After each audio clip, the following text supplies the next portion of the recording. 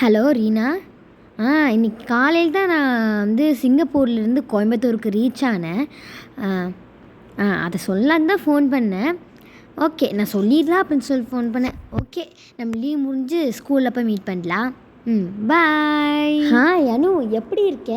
இந்த பேங்கிளா? அது ஒன்றும் இல்லை, நான் சிங்கப்பூர் போயிருந்தேன்ல, அங்கே இந்த பேங்கிள் வாங்கியிருந்தேன். அது கூட சேர்ந்து இந்த இயரிங்ஸும் வாங்கியிருந்தேன். நல்லா இருக்கா? நான் நிறைய திங்ஸ் வீட்டில் வச்சுருக்கேன். நான் நெக்ஸ்ட் டைம் வருவேன்ல, அப்போ அது எல்லாத்தையும் உனக்கு காமிக்கிறேன். ஓகே, பாய்.